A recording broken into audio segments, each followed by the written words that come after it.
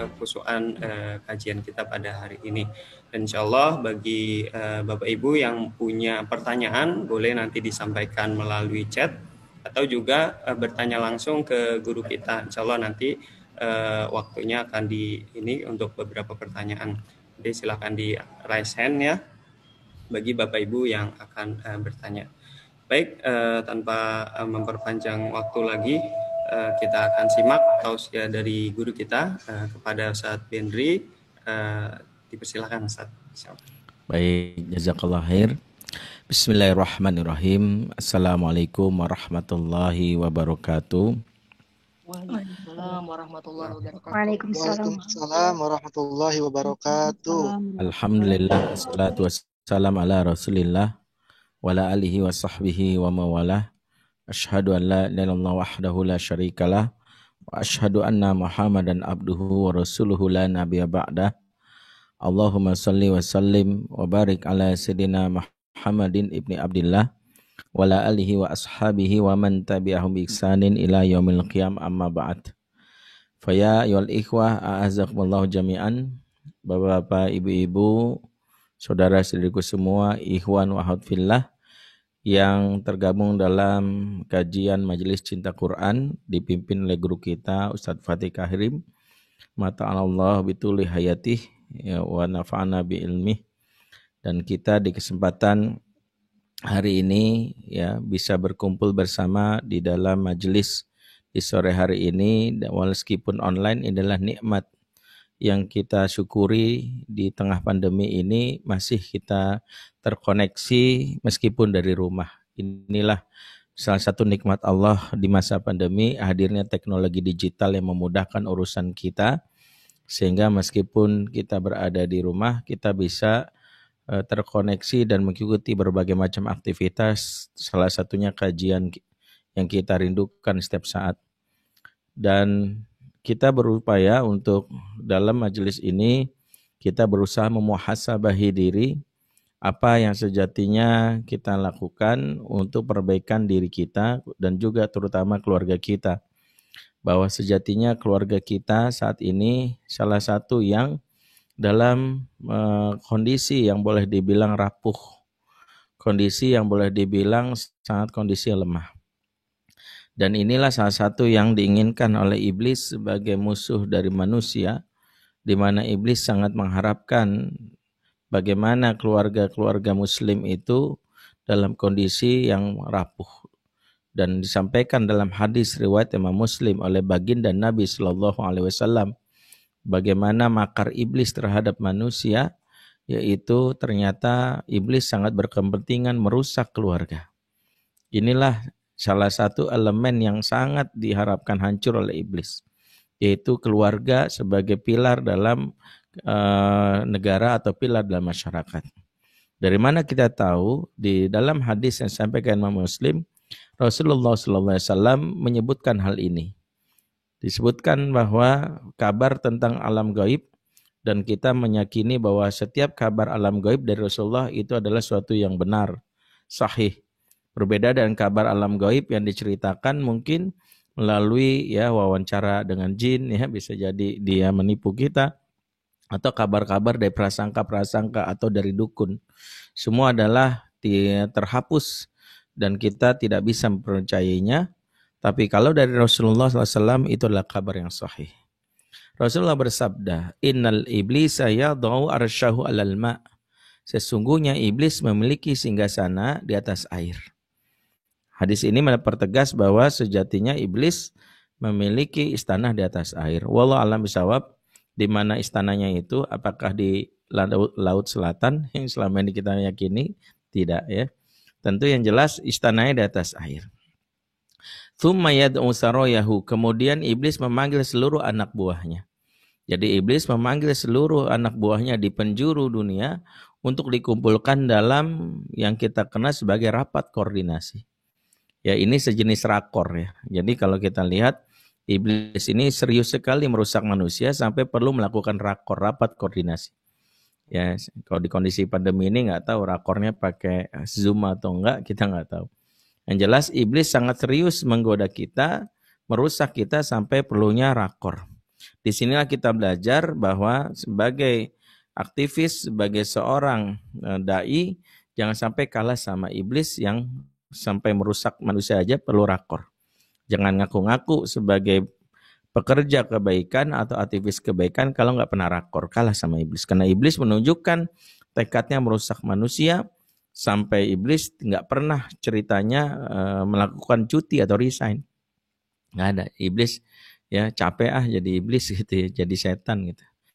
Ternyata enggak. Ya, kalaupun dia cuti ke puncak, di puncak dia menjalankan misi juga. Ya, ini juga yang terjadi sama iblis. Kemudian dia memanggil seluruh anak buahnya. Apa yang dia lakukan? Dia bertanya, "Madza fa'altum?" Apa yang telah kalian kerjakan? Apa yang telah kalian lakukan? Jadi anak buahku jangan rebahan aja kan gitu ya, jangan tiduran aja. Jadi disuruh dia ditanya malah pasukannya. Berkata satu setan dengan pedenya, dengan melapor kepada iblis sebagai anak buahnya. Ya iblis, fa'altu kada wa kada. Dua iblis, saya sudah melakukan amalan ini, dan ini. Jadi dia melapor betapa dia sudah melakukan amalan yang dianggap dahsyat. Yaitu apa? Sudah membuat manusia berzina, berjudi, minuman keras, makan riba. Mendengar laporan ini, apa komentar iblis? Ma sonata syai'an. Yang kamu lakukan itu kecil. Terlalu biasa, ya, terlalu mainstream kalau istilah anak muda zaman now. Semua setan sudah terbiasa melakukan itu, enggak ada yang istimewa menurut iblis. Mendengar laporan ini, iblis tidak mengapresiasi, justru meremehkan laporan dari anak buahnya yang merasa justru itulah yang terbaik baginya. Begitu ada satu setan yang lain ya melapor kepada iblis dengan kalimat berbeda, apa kata setan yang lain? Ya iblis, ma taraktuhu hatta faraqtu bainahu wa baina imraatih. Dua iblis, saya pepet terus seseorang. Saya tidak tinggalkan dia walau sejenak sampai dia bercerai atau karam atau hancur rumah tangganya. Mendengar laporan ini, iblis begitu sumringah. Setan yang tadinya melapor tadi disuruh duduk di sampingnya sebagai bentuk penghormatan. Apa kata iblis kepadanya? Ni'ama anta. Sungguh kamu pasukanku yang paling dahsyat. Sungguh kamu pasukanku yang paling hebat. Ya, kalau istilah anak zaman now, mantul. Kamu pasukanku yang paling dahsyat. Inilah hadis yang dijadikan dalil oleh Ibnu Taimiyah dan Majmu'ul Fatawanya. Betapa iblis prestasi terbesarnya dalam merusak manusia adalah merusak keluarga. Ditandai dengan apa? Hancurnya rumah tangga dengan adanya perceraian. Bahwa iblis sangat berkepentingan dengan adanya perceraian. Makanya Ibnu Taimiyah punya fatwa tersendiri dalam hal perceraian yang mungkin sedikit banyak menurut kita agak asing fatwanya. Karena selama ini kita menganggap cerai itu boleh. Tapi kata beliau apa? Al-aslu fit tolak al-hazru. Hukum dasar cerai itu haram. Hukum dasar cerai haram. Innama ubiha minhu bil qadril hajah. Kalaupun dibolehkan harus sesuai dengan hajah. Harus sesuai dengan kebutuhan yang mendesak. Artinya Ibnu Taimiyah lewat fatwanya yang mengatakan jangan bermudah-mudahan dalam urusan cerai. Jangan bermudah-mudahan dalam urusan cerai. Sebab ada orang yang gampang sekali dalam masalah ya langsung cerai. Ya, merasa bahwa habis ya dia nggak mau ngikutin saya, cerai. Inilah salah satu yang diinginkan oleh iblis. Nah dalam hal inilah kita belajar bahwa dari hadis ini kita simpulkan betapa iblis sangat ingin membuat rumah tangga itu rusak. Salah satunya adalah di mana iblis membuat orang berkeluarga tapi lupa esensi berkeluarga. Di mana mereka berkeluarga tapi tidak terjalin ikatan di antara mereka. Yang terjalin adalah mereka hanya sebatas butuh berada satu rumah tapi tidak terkoneksi. Sebatas bahwa saya seorang istri, saya seorang suami, saya seorang anak, saya seorang ayah atau bunda, sudah merasa itu membahagiakan. Inilah rumah yang mau kita bahas sebagai serumah tapi tak sejiwa.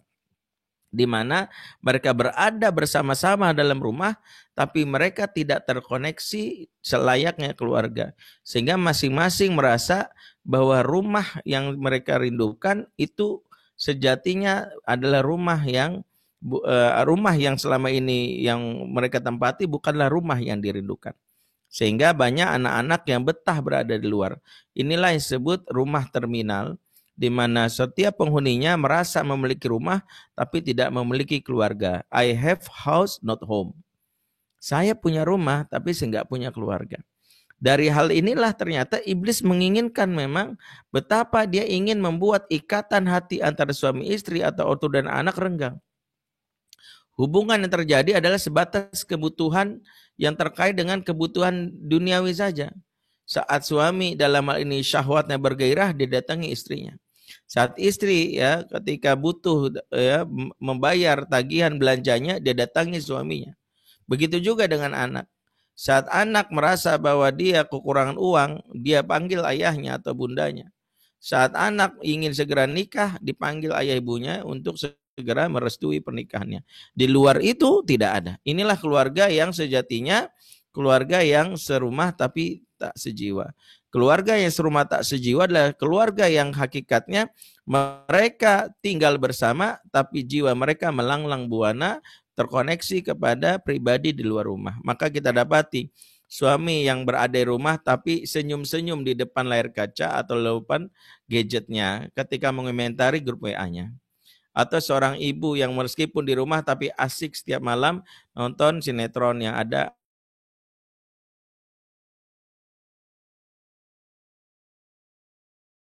Temui seorang anak yang meskipun dia berada di rumah, tapi dia sibuk di kamarnya. Inilah fenomena yang terjadi di masyarakat kita.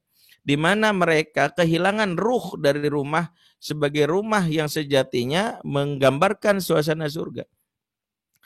Di mana masing-masing sibuk dengan aktivitasnya. Bahkan masing-masing di kamarnya saja. Dan ini fenomena yang sejatinya kita waspadai. Betapa gadget tanpa sadar memberikan kenyamanan pada diri kita, membuat kita termudahkan urusannya, tapi juga menjauhkan kita dari anggota keluarga yang terdekat.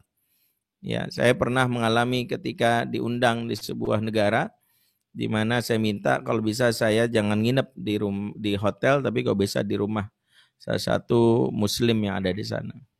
Begitu saya nginap, saya bersyukur tinggal sebuah rumah yang lumayan besar. Tapi selama saya 2 hari, 3 hari menginap, saya baru merasa ada yang aneh kayaknya. Saya bilang itu di rumah ini kita berdua aja Pak, sama tuan rumahnya seorang bapak-bapak. Ya enggak lah, ada istri saya dan anak saya. 3 hari saya di sini, istri anak bapak di mana? Di kamar Ustaz. Oh, saya melalui sarapan bersama bapak ini tanpa istri dan anaknya. Saya melalui makan malam dengan bapak ini tanpa melalui istri dan anaknya. Saya heran. Ya, istri saya ya dia bekerja, pulang malam langsung kamar. Anak saya juga gitu. Habis pulang sekolah langsung kamar. Saya agak lucu ketika bapak ini berkomunikasi dalam rumahnya sampai memanggil istrinya pakai WA. Ya, honey gitu ya pakai WA. Ustadz mau ketemu gitu. Jadi pakai WA. Ya Allah saya bilang. Bagaimana dahsyatnya, bagaimana di rumah saja seperti itu. Dan ini fenomena yang bisa jadi sekarang lazim. Pernah suatu hari diminta saya hadir di sebuah bersama Pak istri dan anak-anak, ya kami makan bersama di sebuah resto, ya. Kemudian datang keluarga di tempat lain, ya di nggak jauh dari kami, datang juga keluarga, ya 2 orang suami istri dan anaknya 5 gitu. Duduk mereka di meja makan nggak jauh dari kami. Awalnya saya tidak memperhatikan, tapi karena persis depan saya memperhatikan. Di situ datanglah pelayan yang menanyai mau pesan apa. Kemudian masing-masing menyebutkan. Tapi yang bikin saya agak sedikit tertegun adalah ketika pelayannya meninggalkan setelah mengkonfirm pesanannya, masing-masing mengeluarkan gadgetnya dan sibuk aja dengan gadgetnya. Di situ saya berpikir, oh gitu ya. Sampai istri saya mencoba untuk berprasangka baik, jangan suuzon, bisa jadi dia sedang rapat di grup WA kan gitu ya. Jadi dia mungkin rapat di grup WA, kita nggak tahu gitu. Jadi saya berpikir, oh ya mungkin inilah fenomena di mana setiap orang akhirnya tanpa sadar terkoneksi di dalam rumah hanya sebatas saat butuh saja. Inilah rumah yang sejatinya tidak kita rindukan. Rumah yang lebih banyak mengadopsi kebutuhan fisik tapi di mana masing-masing tidak terkoneksi, inilah rumah yang rapuh. Yang indikator ini menunjukkan bahwa sangat rentan pihak luar masuk. Suami yang dalam hal ini ya dia tidak memberikan kebutuhan dasar istri misalnya untuk berbicara atau anak untuk berbicara atau terjadinya koneksi di antara mereka dengan obrolan sejatinya sudah membuat suasana rumah itu menjadi hilang. Di mana rumah yang tak sejiwa umumnya ditandai dengan rumah yang tak pernah rapat. Inilah yang disebut keluarga terminal. Keluarga terminal itu salah satu cirinya, mohon maaf ya, layaknya di terminal. Pernah ke terminal? Ayah bunda mungkin pernah nemuin orang kalau di terminal misalnya nanyanya basa-basi. Sekedar untuk ya basa-basi. Mau kemana mas? Mau ke Bogor. Oh situ mau kemana? Mau ke Bekasi. Oh ada apa di Bekasi? Bentar ya bisa lewat. Langsung pergi. Inilah ciri khas keluarga terminal, di mana orang di keluarga terminal cirinya nggak pernah rapat, ya karena nggak ada orang yang rapat di terminal, ya kecuali petugas terminal. Makanya dalam hal inilah kita dapati ciri pertama keluarga yang sejatinya serumah tak sejiwa nggak pernah rapat. Dia itu mereka nggak pernah rapat, biasanya ngomongnya basa-basi, ngomong sama anak, nah udah makan belum? Udah. PR udah belum? Ya, udah. Pak, besok kan aku ada pentas seni Islam. Kira-kira aku mau bahas sejarah atau seni apa ya? Ntar deh papa banyak urusan. Nanti ya. Nggak sempat ngobrol. Demikian juga dengan istri. Sekarang basa-basi. Saya udah cicilan Alphard udah dibayar belum? Ya, Alphardnya nyicil ceritanya. Oh, cicilan Baskom. Ya, ini Baskom juga dicicil. Semuanya serba cicilan. Ini era generasi sekarang. Kemudian mas, anak kita habis SMP mau kemana nih? Mau ke pesantren, sekolah negeri, nanti aja ya, aku banyak urusan. Ketika rumah tidak pernah berbicara dalam waktu yang lama alias rapat, inilah salah satu rumah yang tak sejiwa, di mana rumah sudah tercabut suasana surga yang menunjukkan tak ada lagi baiti jannati. Di mana ciri baiti jannati salah satunya adalah adanya kebiasaan ngobrol, sebagaimana disebutkan di dalam surat Al-Hijr ayat 47, gambaran penduduk surga oleh Allah sebutkan ikhwanan ala sururim mutaqabilin. Mereka berasa bersaudara atau akrab, duduk berhadap-hadapan di atas balai-balai. Bayangkan betapa Al-Quran menceritakan gambaran penduduk surga di akhirat, mereka duduk berhadap-hadapan dan ngobrol akrab. Disebutkan juga dalam surat As-Saffat 50 ketika Allah menyebutkan gambaran penduduk surga adalah faqbala ba'dahum ala ba'di yatasaalun. Mereka suka duduk berhadap-hadapan dan ngobrol. Jadi salah satu kebiasaan yang akan kita lakukan saat kita di surga, ya mudah-mudahan kita semua ke sana, kita akan duduk berhadap-hadapan begini. Ngobrol gitu. Gimana ceritanya antum bisa masuk surga? Diceritain, oh saya dulu pernah mau ngaji, nggak sengaja kena selendang kiai, mati misalnya gitu ya. Mungkin ya ternyata dia ceritain itu. Gimana dia cerita bisa masuk surga? Saya begini, saya cerita. Gambaran inilah gambaran Quran tentang bagaimana aktivitas orang pada saat di akhirat nanti. Kalau akhirat menceritakan bahwa kebiasaan penduduk surga adalah ngobrol, maka sejatinya ini yang harus kita evaluasi. Apakah rumah kita ada kesempatan ngobrol sebagai indikator bahwa rumah kita terjalin koneksi. Karena ngobrol adalah kebutuhan batin yang harus dipenuhi masing-masing anggota. Apalagi kalau bagi seorang istri. Bagi istri ngobrol ini adalah kebutuhan utama. Ya, di mana ngobrol ini kebutuhan utama. Ya, bahkan riset yang sudah sama kita paham menyebutkan bahwa wanita yang sehat jiwanya minimal keluar 20.000 kata per hari. Itu kalau wanita kalau sehat jiwanya minimal keluar 20.000 kata per hari. Makanya bapak-bapak kalau mau aman istrinya jadi penyiar radio pak, ya, atau MC lah. Ya, itulah kenapa harusnya MC-nya jangan dan cinta Quran jangan bapak-bapak ya udah bosen. Bapak-bapak kan udah sering ngomong gitu ya. Yang dibutuhkan tuh ibu-ibu. Ibu-ibu tuh pengen gitu. Karena kadang istri itu suami itu kadang-kadang nggak memfasilitasi itu ngomong. Makanya akhirnya banyak istri-istri mendadak pendiam dan banyak suami yang entah itu bodoh atau mungkin merasa GR. Alhamdulillah Ustadz istri saya pendiam. Saya ingin sampaikan bahwa bapak-bapak sejatinya tidak ada wanita pendiam. Yang ada adalah wanita yang terluka hatinya. Jadi wanita itu nggak ada yang pendiam aslinya. Ya karena dia butuh ruang bicara. Jadi kalau dia udah diam, apalagi ngomong singkat-singkat tuh sakit. Cek aja kalau ditanya udah makan belum deh? Udah. Makan apa? Ayam. Ayam apa? Goreng. Tuh udah naik tuh desibelnya. Beli di mana? KFC nanya lu sih itu lagi sakit itu. Kalau wanita yang sehat itu ditanya 1 jawabannya 1000. Udah makan belum deh? Udah tante tadi aku beli mie goreng tengah jalan ketemu Bu Tejo. Bu Tejo cerita apa katanya itu Pak Lurah nikah lagi itu janda sebelah yang agen asuransi syariah itu yang kita daftar 10 juta bisa-bisa kita di akhir 10 tahun bisa dapat 200 miliar. Kita daftar asuransi syariah ya Pak. perasaan tadi awalnya ayam goreng deh. Kenapa ujung-ujungnya syariah? Itu sehat. Wanita tuh kalau sehat itu memang ngomongnya nggak bisa fokus, meliuk-liuk kemana-mana. Makanya kalau wanita udah ngomongnya bercabang kemana-mana, sehat. Ya, seorang suami harus tahu kenapa kesehatan wanita dilihat dari ini. Makanya kalau wanita kalau saya tuh kadang nggak bisa fokus. Niat dari rumah belanja Rinso aja, pulangnya bisa bawa TV LG, iPhone Max Pro, brosur apartemen, seperangkat Tupperware tuh saking sehatnya. Ya, tinggal suaminya yang sakit gara-gara itu kan gitu. Ya. Jadi kalau kita simpulkan memang hakikatnya wanita itu butuh bicara. Maka perhatikanlah kebiasaan Rasulullah SAW yang menunjukkan di rumah yang sederhana yang kalau kita baca, bayangkan rumah Rasulullah itu kalau kita baca sirah, itu ternyata itu cuma 3x3 rumah Rasul. Tapi lihat salah satu yang membuat inilah contoh baiti jannati yang Rasul praktekkan dan ini sampaikan oleh Abdullah bin Abbas dalam hadis riwayat Muslim. Harus menjadi kebiasaan sunnah yang harus dilakukan oleh para suami. Apa? Di mana Rasulullah bersabda. Mana Abdullah bin Abbas berkata, "Bitu inda khalati Maimunah." Saya nginep di rumah bibi saya Maimunah. Saya nginep rumah bibi saya Maimunah. Maimunah ini adalah istri Rasulullah yang lain adalah bibi dari Abdullah bin Abbas. Kana Rasulullah sallallahu alaihi wasallam yatahaddas ma ahlihi tsumma raqada. Rasulullah sallallahu alaihi wasallam senantiasa ngobrol sama keluarganya atau sama istrinya baru tidur. Ngobrol. Jadi Rasulullah itu sebelum tidur tuh ngobrol dulu.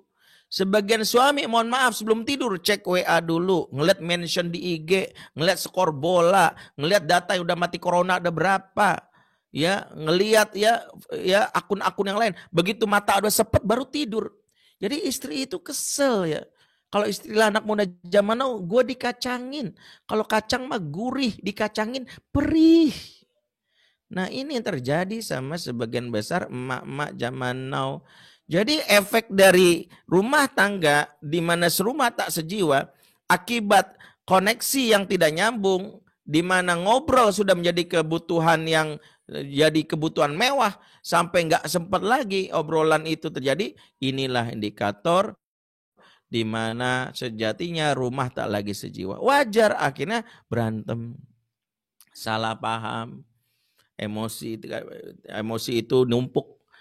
Ya, orang tuh kalau sudah menyimpan emosi negatif itu membuat dia itu kadang-kadang prasangka, kadang-kadang baper, sensitif. Wanita itu punya sifat sensitif dan itu sudah disebutkan Rasulullah SAW. Ya, kata Rasulullah, takrahul libanat. Jangan kamu kasar sama wanita. Fa innahunnal mu'anisatul ghaliyat. Sesungguhnya wanita itu punya sifat lembut dan sensitif. Jadi wanita itu sensitif, ditambah ketika kebutuhan batinnya tidak terpenuhi alias ngobrol, maka yang terjadi adalah bagaimana dia sangat sensitif. Akhirnya seringkali anak yang jadi korbannya. 80% masalah parenting yang seringkali terjadi sama anak-anak ternyata bermula dari kebutuhan batin ibu yang tidak terpenuhi. Jadi kalau saya nih, saya tuh kalau berkali-kali dengar ada anak bermasalah, yang saya cek tuh ibunya. Ibunya kondisinya happy atau unhappy. Karena ibu yang tidak bahagia akan berujung pada anak tidak bahagia. Ibu yang bahagia, happy pasti berujung pada anak yang happy yang bahagia. Happy mom, happy children. Happy wife, happy life. Dan Al-Quran sudah memberikan permisalan ini. Dari surat Al-A'raf ayat 58. Wal baladu thayyibu yakhruju nabatuhu bi'izni rabbih, dan tanah yang baik akan keluar darinya tanaman-tanaman yang baik. Tanah yang dimaksud di sini apa? Salah satunya adalah ibu. Ibu itu ibaratkan tanah, dan ayat tentang wanita sebagai tanah banyak di ayat yang lain juga disebutkan. Contoh dari surat Al-Baqarah 223. Nisa'ukum hathul lakum. Istri-istrimu ibarat tanah ladang tempat engkau bercocok tanam. Dalam ayat ini sebut harth itu tanah ladang. Yang dimaksud adalah wanita. Sebagai istri sebut harth. Tapi kalau sebagai ibu sebut balad, lebih luas lagi. Dengan kata lain wanita itu memang diibaratkan seperti tanah. Kalau tanahnya baik, insya Allah keluarlah anak-anak yang baik. Kalau tanahnya buruk, Ditandailah ibu yang emosinya negatif, marah, maka membuat anak mengalami guncangan emosi. Maka kenapa salah satu nasihat yang saya ingat betul dari kiai saya, yaitu adalah sebelum engkau jadi ayah yang baik, jadilah suami yang baik. Karena ketika suami itu sudah menjalankan peran sebagai yang baik, membuat istri bahagia, pasti efeknya ke anak. Pasti. Anak itu merasakan betapa sumbernya kebahagiaan. Disinilah mengapa ketika ibu gampang marah-marah, saya berapa kali nanganin ngelihat ibu-ibu yang ngomel-ngomel pagi-pagi sama anaknya. Mama tuh bilang berkali-kali sama kamu. Terus sambil gendong, sambil jelekin keburukan suami. Kamu tuh cakep nak, tapi jadi kayak bapak kamu. Tuh, nyebelin bapak kamu. Nah itu anak-anak kecipratan emosi negatif biasanya ada masalah sama suami. Jadi kenapa dalam urusan parenting, saya selalu pertanyaan pertama adalah hubungan ibu sehat nggak? Ustadz, anak saya Ustadz kena narkoba Ustadz. Saya bingung. Ini contoh nyata. Saya bilang, ibu ketemu saya di kantor saya di Akal Islamic Center waktu itu di Tebet di tempatnya Ustadz Bakti Nasir. Tapi saya minta ibu bawa suami. Iya saya usahain Ustadz, mudah-mudahan suami saya bisa. Datang. Dibujuk-bujuk suami datang. Datang suaminya. Pas banget ya dia izin lah pulang lebih cepat. Ketemu saya nih ruangan saya nih. Saya salaman sama suaminya, istrinya duduk. Belum basa-basi apa-apa suami istrinya langsung curhat. Ya Allah Ustadz, anak saya bukan sekedar make Ustadz, udah jadi bandar Ustadz. Ya Allah saya bingung Ustadz. Suaminya responnya gimana? Jangan lebay deh. Ya, kamu cerita berlebihan banget apa? Nggak mungkin juga jadi bandar. Anak jadi bandar, nuduhnya nggak bener kamu. Istrinya kepancing. Pak diem Pak, aku lagi curhat sama Ustadz. Kamu kayak tahu aja masalah anak. Kamu cuma bikin doang misalnya. Kamu pikir kamu doang mikirin anak. Aku tuh udah mikirin anak, cuman gak kayak kamu. Kamu tuh bawel, makanya anak kamu udah dari kamu. Diam, lagi curhatin ya Ustadz. Ya oke. Kan saya bingung, loh kok jadi gini? Oke, duduk sebentar, tenang. Maafin ya Ustadz ya. Saya juga bingung nih, suami saya ini kalau gini ribut mulu. Ya gak apa-apa, kita gak bahas anak dulu deh. Oke, saya tanya, Ibu udah berapa tahun nikah Bu? 17 tahun Ustadz. Gimana Bu rasanya menikah sama suami? Ya mau gimana lagi, udah takdir Ustadz. Nah, ketika istri menjawab mau gimana lagi, udah takdir, ini bukan bab iman. Bukan bab iman kita bahas. Jadi kita menyimpulkan bahwa bertahun-tahun dia mengalami guncangan emosi, itulah yang dibuang ke anaknya tanpa sadar sampai anak gak nyaman. Makanya kalau anak ada yang pagi-pagi dapat semprotan dari ibunya, periksa. Nih kata kuncinya, percaya atau nggak percaya. Silakan sepakat atau tidak sepakat. Ya, ibu yang suka ngomel-ngomel sama anaknya, sejatinya mewakili perasaan dia sedang bermasalah dengan suaminya. Catat itu. Makanya ibu-ibu kalau udah ngomel sama anaknya, saya langsung bilang, Bu, periksa ATM, mungkin suami udah transfer gitu. Biasanya tuh ada hubungannya dengan awal bulan sama akhir bulan. Ya, ini penting para suami. Makanya suami itu harus berupaya gimana caranya ya. Pertama bikin puisi nggak usah panjang-panjang. Kadang istri itu nggak butuh puisi panjang. Justru puisi yang dibutuhkan sih cuma singkat. Sudah aku transfer sayang. Udah selesai. Itu puisi yang 3 kata dibutuhkan. Ya, gitu. Pertanyaannya silakan aja. Ya, ibu-ibu kalau disuruh milih puisi mana yang engkau bagai rembulan di tengah malam, di keheningan malam ku rasakan cintamu, atau puisi yang kedua, sudah ku transfer. Jawab. Pilih yang kedua. Itu puisi yang singkat dalam ngejelep. Ya. Maka ini satu. Walaupun kita bukan berarti membahas wanita itu harus materi, bukan. Tapi yang paling esensial ada kebutuhan. Nah, kebutuhan batin ketika tidak terpenuhi itulah yang membuat suasana rumah itu akhirnya menjadi suasana yang tidak nyaman. Terlebih ketika tidak ada lagi obrolan. Dan ketika tidak ada obrolan, emosi itu tidak tertahan, maka peluangnya 2. Satu, dia ya menyerapnya dalam-dalam yang membuat bahasa tubuhnya tidak nyaman. Yang kedua, masuknya pihak ketiga yang membuat dia melampiaskan perasaan kepada pihak lain. Makanya untuk melihat hal ini mudah. Dari mana kita mudah? Karena saya berapa kali sebagai konselor keluarga, saya biasanya melihat kondisi suami istri itu lihat dari hal yang sederhana. Catat ini, ya. Jika tidur sudah berbalas punggung, mata tak berani menatap mesra, tanda ada hati yang terluka. Jadi kalau pengen tahu rumah kita bermasalah dengan pasangan, lihat kalau tidur sudah berbalas punggung, mata nggak berani menatap, tanda ada hati yang terluka. Makanya habis ini yang merasa rumahnya tangganya baik-baik aja, tes pertama saling memandang dengan pasangan. Mas, disuruh Ustadz, Mas. Suruh Ustadz, bagi yang punya pasangan, yang jomblo ya mandang tiang. Ya mandang apa lagi? Masa mandang istri orang. Ya, yang jomblo ya terima nasib. Hari gini Dajjal mau turun masih jomblo. Oke. Yang udah punya pasangan nih ya, habis nih disuruh Ustadz. Kalau waktu memandang ada dia bilang apa sih Mas? Apa nih kayak lebay. Itu something. Wallahi saya bilang pasti ada masalah. Karena mata ini jendela jiwa. Nih perhatiin. Hati yang sudah terinjak-injak menyebabkan mata tak berani terbuka. Bahkan baginda Nabi ketika didatangi oleh Wahsy. Wahsy ini adalah sahabat yang dulunya pernah membunuh pada saat dia masih kaum jahiliyah, membunuh membunuh pamannya Hamzah. Rasulullah pamannya Rasulullah itu bernama Hamzah. Pada saat itulah Wahsy baru taubat bersama Hindun. Suatu hari menyapa Rasulullah, "Assalamualaikum ya Rasulullah." Rasulullah menjawab, tapi secara manusiawi Rasul masih menyimpan perasaan. Sampai akhirnya dia tidak, ya, dalam hal ini tidak memandang. Makanya cek ini. Pernah suatu hari ada seorang bapak, saya habis ngisi kajian nih di sebuah tempat. Kemudian kajiannya malam, dan saya biasanya disiapkan ruangan istirahat sama panitianya untuk istirahat gitu ya.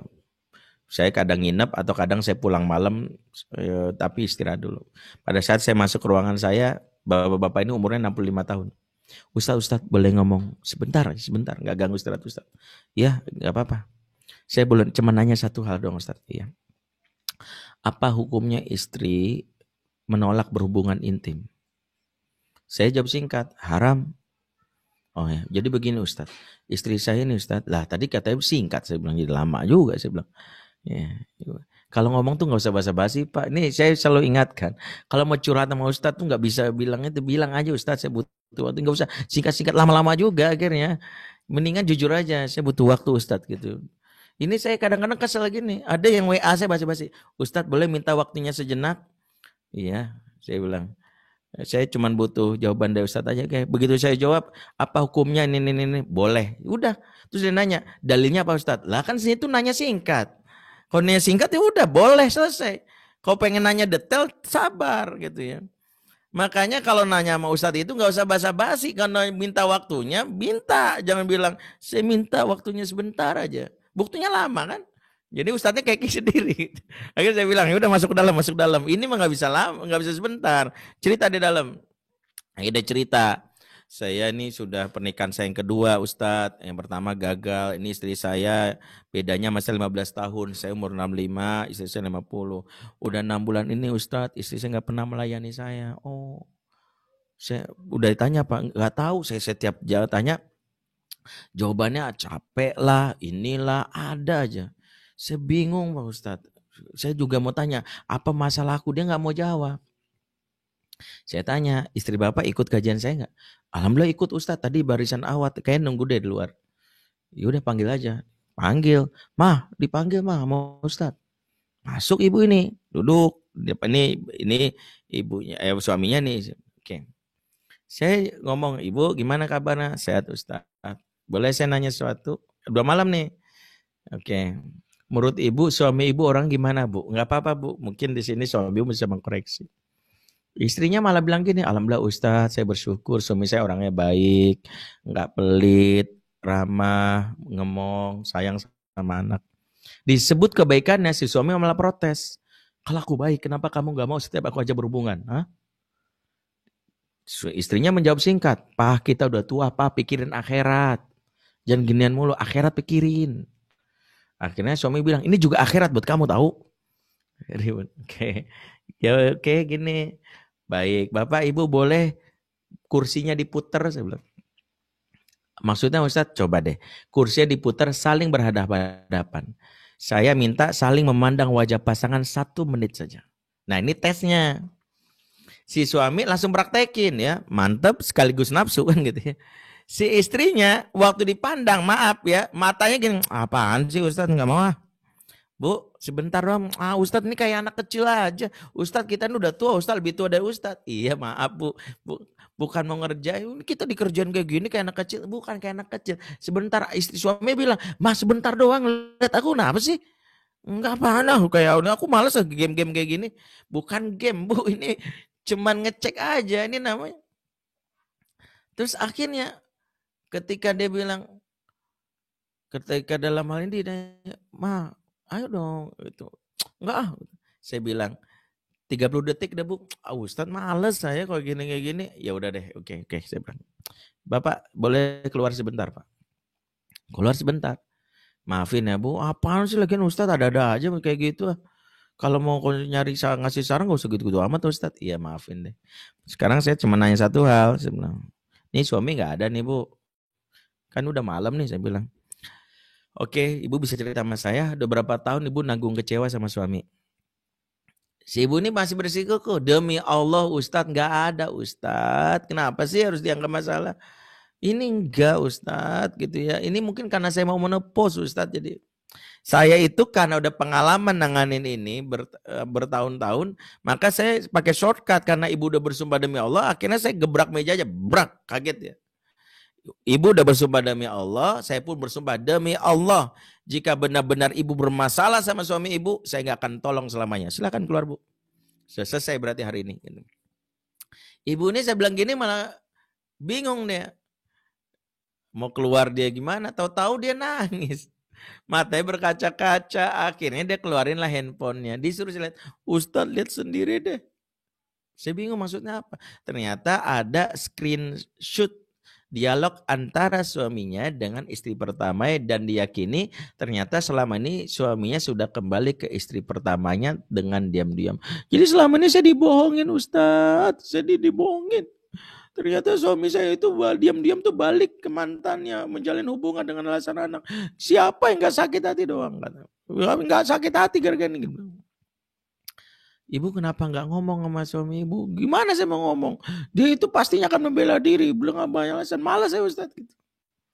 Jadi banyak nih. Kalau sudah tidak terkoneksi, pembicaraan sudah tidak ada, maka inilah awal dari petaka. Dan setan sangat senang rumah tangganya seperti ini. Itu dari sisi suami istri, belum lagi anak-anak. Ketika anak-anak tidak ada ruang untuk bicara, di mana mereka berada di rumah, tapi mereka tidak memiliki ruang untuk bicara, mereka lebih banyak mendengar, dan ini ciri dari rumah tangga, bukan sekedar keluarga terminal, ini keluarga yang disebut keluarga kuburan, karena kalau kuburan itu ciri khasnya adalah, biasanya kalau ngomong itu pamali, baru ngomong sedikit, nah, makanya, kalau orang di kuburan itu kan kalau ngomong tuh kayak sama batu nisan. Kan ada yang kita dengar ya kayak di sinetron itu. Orang kalau ngomong kuburan tuh ngomong sama batu nisan. Pak, mudah-mudahan papa dia masukkan ke dalam surga ya Pak. Senang-senang dalam kubur. Dan biasanya kalau direspon sama batu nisan pasti kaget kan gitu. Pasti kaget kan. Tiba-tiba batu nisannya bilang, makasih anak astagfirullahaladzim. Siapa tuh? Nah, begitulah ciri khas keluarga kuburan. Kalau direspon pasti kaget. Dengerin papa ya, kamu tuh anaknya mantan mahasiswa terbaik di ITB, IPK papa 4. Masa kamu ya matematika jeblok bikin malu papa kamu? Tapi kan pak aku anak soleh nggak boleh ngomong gitu. Dengerin papa. Nah, ini keluarga kuburan. Istri gitu. Mah, kamu kalau pagi-pagi masaknya bener dong. Nasi goreng banyakkan garamnya daripada nasinya. Ini bikin nasi goreng apa garam goreng? Tapi kan pak, aku istri soleh nggak boleh ngomong begitu. Dengerin. Ciri khas keluarga kuburan adalah ingin banyak bicara tapi tidak ingin mendengar. Inilah yang disebut keluarga tipe kuburan, diantaranya masing-masing tidak memiliki saluran komunikasi untuk bicara. Inilah serumah tapi tak sejiwa. Maka kondisi seperti inilah yang sejatinya menjadi salah satu petaka. Petaka dalam rumah tangga adalah ketika masing-masing kita dalam hal ini sudah tidak memiliki ruang untuk bicara. Bagi anak, maka inilah yang membuat mereka tertarik ke dunia luar. Di sinilah masuk pihak ketiga dengan banyak hal yang menawarkan kesenangan. Salah satunya ketika jiwa mereka tidak diisi, di mana anak-anak punya tank of love, tangki cinta, di mana tangki cinta ini butuh diisi oleh orang tuanya, SPBU yang ya sejatinya dia butuhkan adalah ayah dan ibunya. Ternyata ayah ibunya tidak memberi asupan ini ke dalam jiwanya. Masuklah SPBU palsu. Sehingga tiba-tiba anak kita bisa dekat dengan sembarang cowok. Bisa dekat dengan sembarang orang lain. Dan kasus di lapangan yang kami temui hampir anak-anak yang bermasalah biasanya adalah anak-anak yang secara hubungan emosi tidak dekat dengan orang tuanya. Ya, ngeri gitu kalau ngelihat fakta-faktanya. Saya pernah misalnya nangani salah satu anak di sekolah Islam ya. Itu sekolah Islam yang sekolahnya ya katanya Islam tapi begitu anak di luar sekolah dia buka hijabnya gitu. Suatu hari anak ini dari rumahnya ke sekolahnya itu memang pakai busway aja, dia nggak pakai kendaraan pribadi. Ya, disebutkan bahwa waktu dia duduk di halte menunggu busway menuju rumahnya, tiba-tiba ada seorang laki-laki yang ya konon disebut preman di sana memandang wajah dia. Awalnya dia risih sambil nunggu busway. Akhirnya dia bilang gini, mas matanya jaga mas, jelalatan aja. Senyum aja laki-laki ini. Terus dia baca buku lagi, laki ini masih ngeliatin aja. Akhirnya dia bilang, gue laporin polisi ya. Mata lu jaga, yang ngeliatin orang kayak gitu. Gak nyaman tau. Gue laporin polisi nih, diancam. Kemudian si cowok ini mengatakan begini, gak apa-apa, laporin aja gue ke polisi. Kau perlu tentara, kau perlu Satpol PP, kata dia. Gua rela di penjara demi melihat mata yang paling indah di muka bumi ini gitu deh. Bayangkan ya. Cewek ini awalnya bilang apa sih lu jijik gua gitu. Akhirnya datang busway, naik dia ke busway. Tahu apa yang terjadi? Justru yang dia ingat itu adalah mata yang paling indah di muka bumi. Buru-buru ngeliat handphonenya, lihat. Wah, masa nggak sih? Masa mata gue gitu. Jadi dia nggak percaya. Selama ini nggak pernah. Bapaknya nggak pernah ngomong ini, terngiang-ngiang dia sampai ketika dia masuk ke dalam dia masuk ke dalam rumahnya langsung cari cermin, betul nggak sih mata gue paling indah? Karena bapaknya nggak pernah ngomong gini. Betapa ada anak wanita yang butuh yang namanya dia mendapatkan asupan jiwanya. Jadi bukan udah papa transfer itu dibutuhkan asupan wanita. Tapi pada esensi adalah dia butuh yang namanya asupan jiwa. Minimal ketika dia lagi ngomong, salah satu kebutuhan wanita kan kalau ngomong harus diperhatikan. Minimal kita pandang, Masya Allah, mata kamu cakep banget ya nak. Ini matanya papa nih, ya. Kok matanya mama mata duitan gitu. Papa ngomong ngaco gitu. Kayak gitu. Yang kayak gitu, dia butuh yang kayak gini. Tapi ada anak wanita yang kalau ngomong papanya sambil gini, ya. Ini yang membuat anak wanita ke yang lain. Sebab wanita itu kan makhluk yang butuh perhatian. Makanya wanita kalau nggak dapat perhatian kan larinya ke mall. Karena di mall ada perhatian. Nah ini awal wanita ke mall. Ya. Karena cari perhatian. Ya, tapi kan ada juga yang ke stasiun, Ustaz. Ya, stasiun itu kan ada perhatian iya, dari ke stasiun lari ke mall. Ya, itu. Jadi kalau kita perhatikan akhirnya besok anak wanita ini diceritakan besok datang lagi ke halte busway yang kemarin. Sengaja dia naiknya lama, kok dia cari-cari cowok yang kemarin mana ya? Sengaja. Begitu ternyata cowok ini ternyata dalam hal ini datang dia pura-pura ini lagi. Akhirnya Cowok ini ngeliatin lagi, awalnya kesel, ujung-ujungnya dipuji lagi dia senang. 3 kali, 4 kali, ujung-ujung mereka akrab dan akhirnya pacaran. Waliyazbillah, dalam waktu 6 bulan wanita ini hamil dan itu datang ke saya. Jadi memang ngeri kondisi ketika rumah itu tidak terkoneksi di antara kita. Belum lagi faktor perselingkuhan. Ada seorang anak, ya kalau sekarang nih laki-laki, anak laki-laki. Saya punya guru ya, Ayah Irwan namanya. Kami setiap pekannya membagi sharing kepada para ayah bunda yang mau belajar lebih dalam tentang parenting. Namanya sharing class ya. Saya bersama guru saya Irwan tuh berbagi bagi yang ingin bergabung dalam majelis atau diskusi lebih panjang dengan kami, silakan. Ini nomornya. Singkatnya saya bersama guru saya ini cerita. Guru saya cerita waktu dia Ayah Irwan ini jadi konsultan di BNP ya, Badan Narkotika Provinsi di Jogja. Jadi ada seorang anak laki-laki ketangkep gara-gara dia narkoba ya. Ketika dia ketangkep karena narkoba, singkatnya dicelidiki, wawancarai kenapa dia jadi pengedar. Begitu tes urin ternyata dia bersih. Berarti dia nggak make. Oke, kan kita heran. Umumnya orang jadi pengedar karena make, dia nggak make. Dia nggak make dia. Yang kedua yang bikin heran di ini ternyata anak orang kaya. Bapaknya pengusaha ternama, bulanannya aja waktu itu 10 juta. Untuk hidup di Jogja 10 juta, mewah. Kita bingung.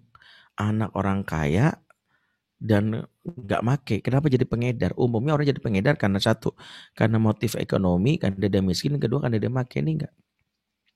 Dibujuk-bujuk akhirnya dia mau jadi apa ya, biar penjebak lah untuk si bandar. Dipasanglah sisi alat penyadap di tubuhnya dan CCTV di sebuah mall. Ini perhatikan, ini kejadian nyata. Pada saat itu dia duduk di sebuah lobi mall, tak lama datang seorang bapak yang dicurigai inilah bandar. Bapak inilah datang, ketika dia datang, dia melakukan sesuatu yang kita lihat dari CCTV, yang inilah kita harus belajar banyak. Betapa ternyata bapak ini melakukan sesuatu yang tidak dilakukan oleh bapaknya kepada anaknya. Apa itu? Dia datang menepuk bahu si anak sambil mengatakan, maafin om ya boy, om telat. Makasih ya, kamu udah sabar nunggu, good boy. Masya Allah, kita kaget. Ini orang tahu banget. Kita belajar bahu bagi anak laki-laki itu adalah pride, harga diri. Bahu, harga diri. Bapak yang tidak pernah menepuk bahunya, ya, menepuk bahu anak laki-lakinya, bapak yang tidak pernah menepuk bahu anak laki-lakinya, kelak anak laki-laki ini akan mencari lelaki dewasa lain yang akan menepuk bahunya meskipun kepala preman. Karena bahu itu bagi laki-laki itu harga diri. Dan harga diri bagi sebagian laki-laki udah kayak NKRI ya, harga mati gitu ya. Jadi sampai segitunya gitu.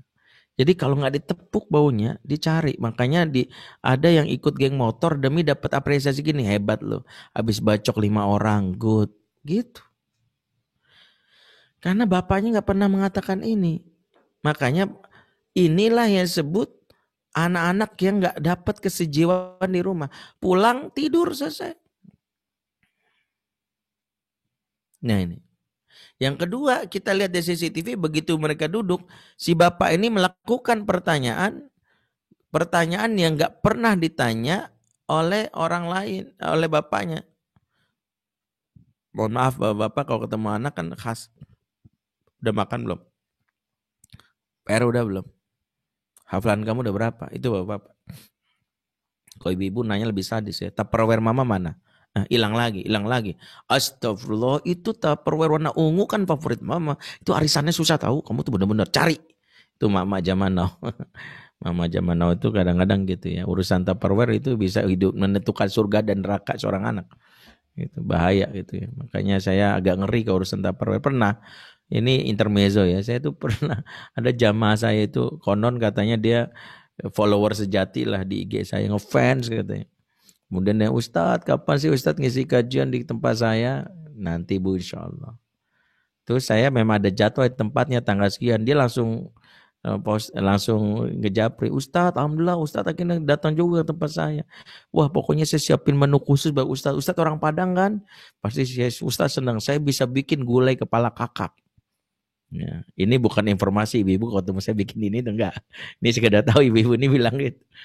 Akhirnya saya datang tuh waktu itu belum pandemi. Saya datang dia langsung bilang gini, Ustadz nih saya bikin spesial buat Ustadz, enak loh Ustadz. Ya alhamdulillah. Ya dikasih saya 2 sama ini.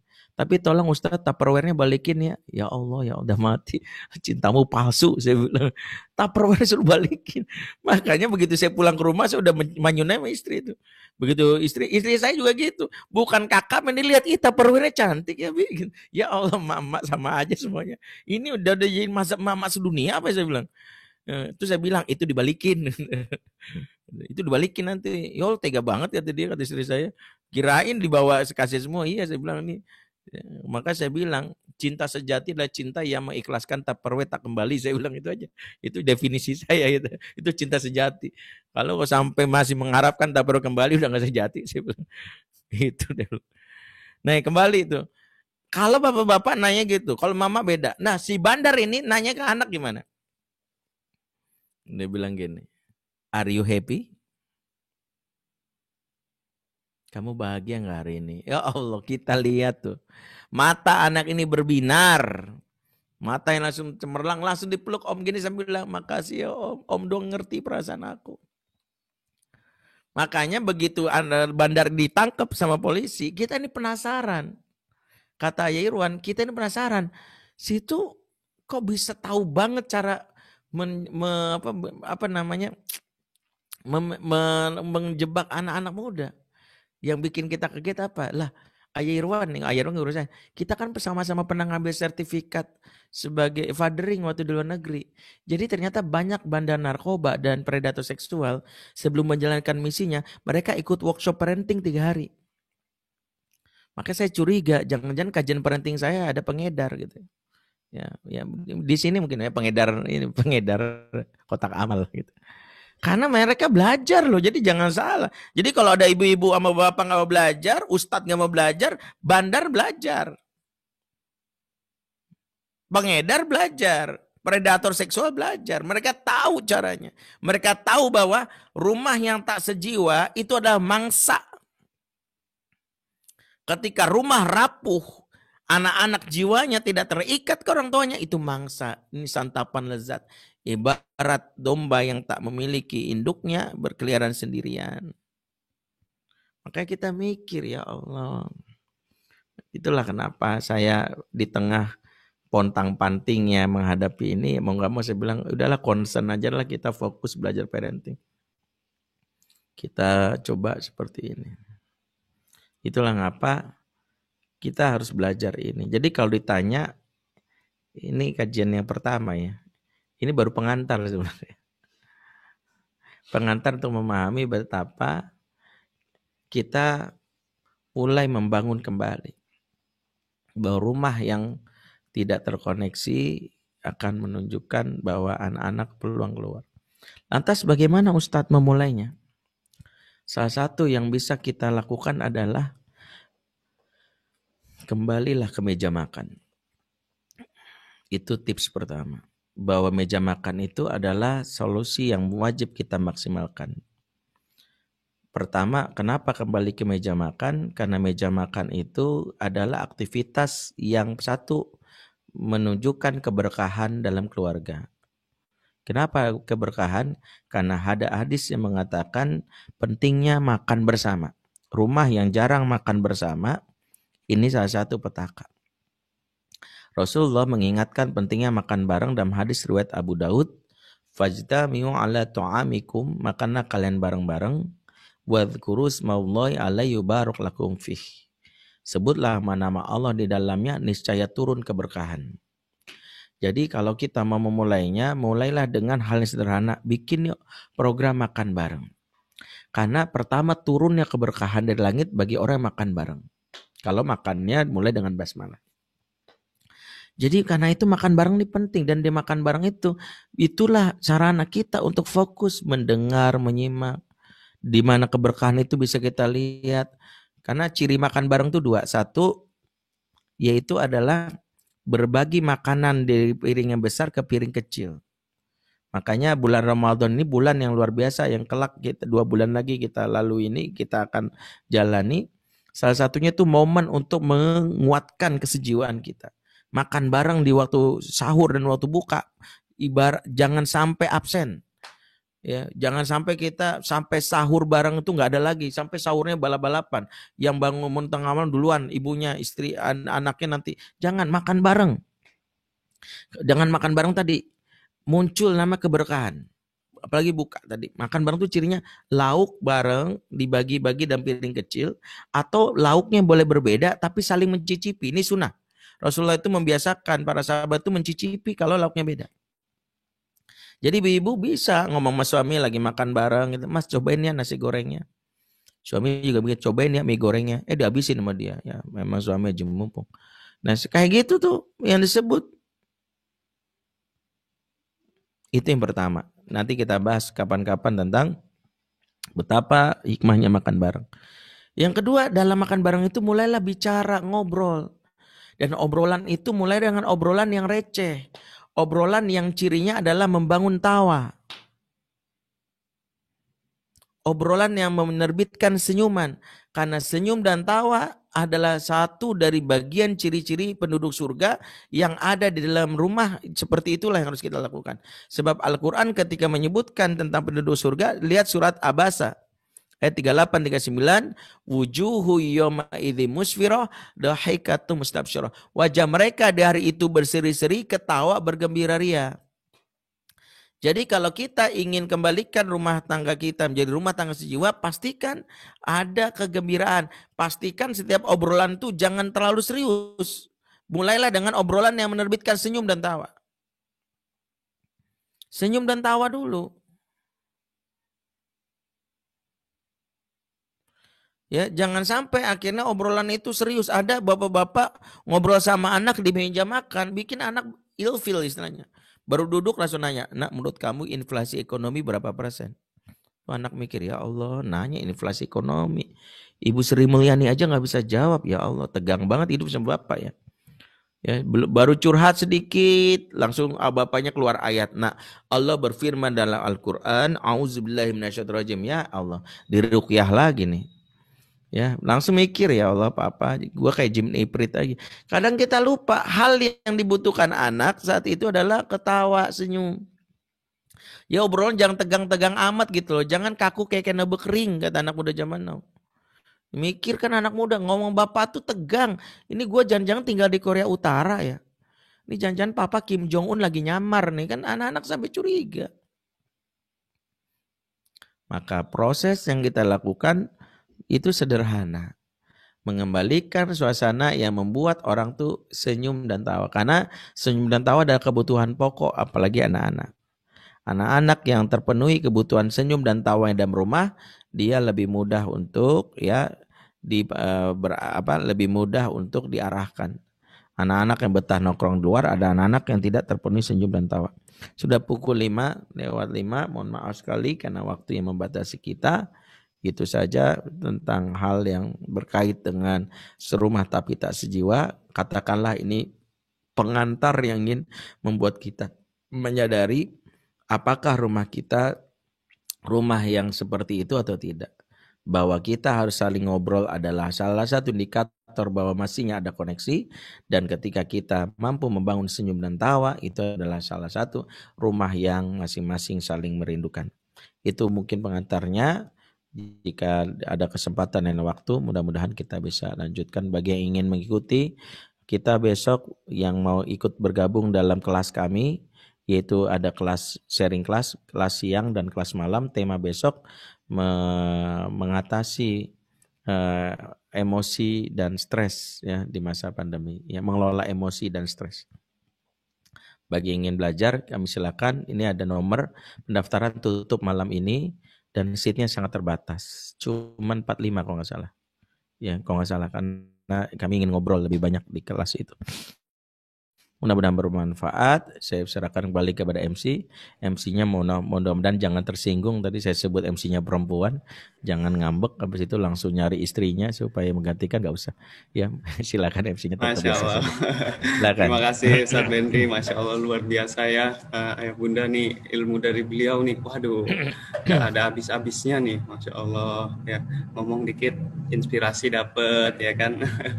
Ya, biar gak bosan juga, banyak ketawanya ceria nih kalau kajian bersama beliau nih, Masya Allah. Rasanya kurang nih kalau cuma 1 jam, 2 jam nih, aduh, kurang banget. Nah, Masya Allah. Insya Allah nanti disambung juga di pertemuan selanjutnya. Bagi yang mau lebih dalam lagi bisa juga ikut kelas sharing kelas Ustaz Benri, Masya Allah. Nah, kita masuk ke sesi tanya jawab ya. Sebelum sesi tanya jawab ada informasi dari Cinta Quran. Sebentar, mudah-mudahan bisa disimak untuk kita.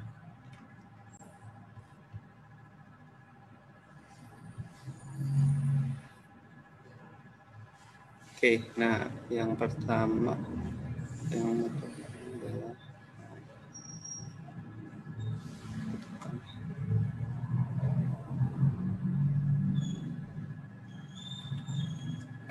Oke, yang pertama kami dari Cinta Quran, insya Allah di hari Jumat ya, habis maghrib menjelang Isya, kami ada event ya, Amazing Quran sebagai penutup dari gerakan hapus buta aksara Quran yang diadakan oleh Cinta Quran, estafet 1 orang membacakan 1 ayat. Dan alhamdulillah berkat doa dan dukungan Bapak Ibu semuanya, kegiatan ini dianugerahi rekor muri, Masya Allah. Mohon doanya mudah-mudahan bisa memberikan manfaat yang lebih banyak kepada kaum muslimin. Dan acara ini dihadiri juga oleh guru-guru kita, salah satunya Ustaz Fatih Karim, ya juga Ustaz Haikal Hasan, dan juga Ustaz Faisal Alfat. Itu yang pertama. Yang kedua, kita akan saksikan bagaimana berjalannya program Indonesia Bisa Baca Quran. Terbentang seluas 1,9 juta kilometer persegi, Indonesia adalah sebuah negeri yang dikaruniai kekayaan alam. Lebih dari 260 juta jiwa dari 1.340 suku dan etnis menghuni surga tropis ini.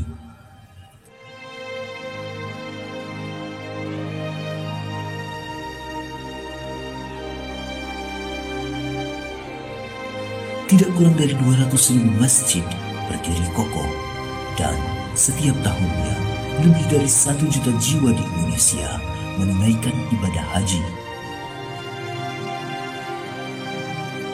Namun, siapa sangka negeri muslim terbesar ini juga menyimpan sebuah ironi.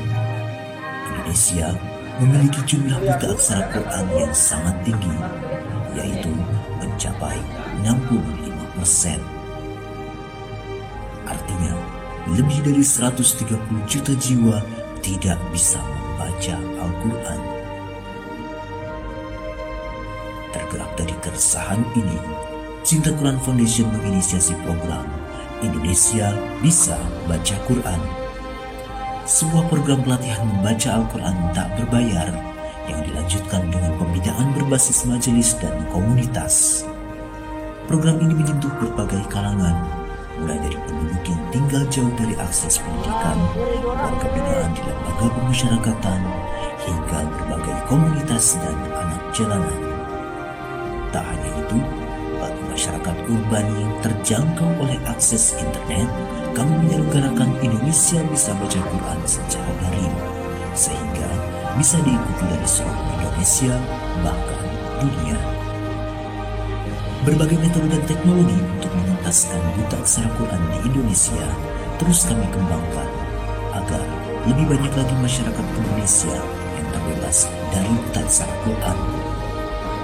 Seiring meningkatnya kesadaran atas pentingnya Indonesia terbebas dari buta aksara Quran, berbagai dukungan pun terus mengalir dari masyarakat, pemerintah, hingga berbagai perusahaan dan lembaga.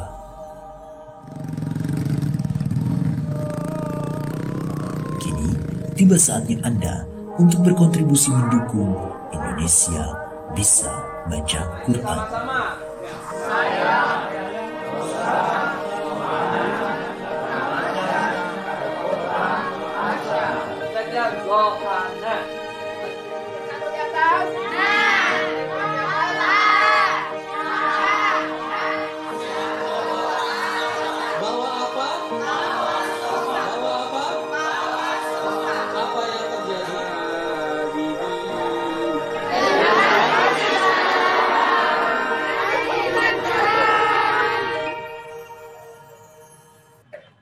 Ya, alhamdulillah barusan kita sudah saksikan bagaimana berjalannya program Indonesia Bisa Baca Quran. Maka kami mengajak Bapak Ibu, Ayah Bunda untuk sama-sama berbagi peran untuk menghadirkan lebih banyak lagi air mata kebahagiaan dari mereka yang terbebas dari buta huruf Quran. Bagi Bapak Ibu yang ingin mendukung gerakan Indonesia Bisa Baca Quran, bisa melakukan transfer di nomor rekening yang telah tertera di layar Anda. Disertakan juga angka 8 di nominal yang Bapak Ibu Ayah Bunda transfer semuanya. Insya Allah setiap 100.000 ada satu saudara muslim kita yang terbebas dari buta huruf Quran. Semoga kita Allah karuniakan untuk memperbanyak amal-amal soleh yang akan memudahkan kita jalan menuju surganya Allah, insya Allah. Ini mungkin informasi dari Cinta Quran. Terima kasih. Kita langsung masuk saja ke sesi tanya jawab. Ya, dipilihkan pertamaan di awal. Bagi Bapak Ibu Ayah Bunda yang mau bertanya secara langsung, silakan diaktifkan di raise hand, nanti akan dipersilakan. Nah, ini pertanyaan melalui pribadi, Ustaz. Mohon izin tidak disebutkan namanya. Afwan, izin bertanya, gimana kalau kondisi sebaliknya, istri yang mengajak suami berhubungan tapi suaminya yang menolak gitu, Ustaz. Nah, ini berarti dibalik nih, Ustaz.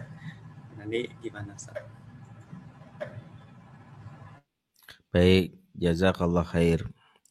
Pertama adalah salah satu tujuan pernikahan itu adalah al-istimta. Istimta itu bersenang-senang, dan itu dilalui dengan hubungan yang halal. Bahwa laki-laki dan perempuan itu punya syahwat, dan syahwat ini secara tersirat Allah sebutkan di dalam surah An-Nur ayat 30-31 sampai Allah membuat hukum yang sejatinya untuk umum tapi dibikin terpisah ayatnya.